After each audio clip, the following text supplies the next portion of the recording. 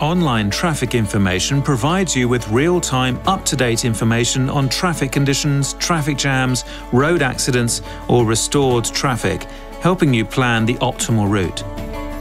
Make sure your Skoda is online and press the Traffic button, and the system will display a list of current traffic information items.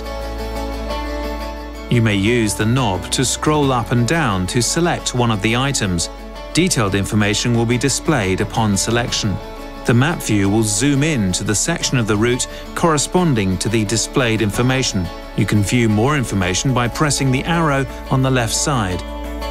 Use the top right arrow to return to the list of current traffic information items. You can identify any problems along your route also directly on the map by tapping the road sign icon. If the navigation system is on, any problems along your route will be highlighted in color. Press the button to display the corresponding section of the route and estimated delay.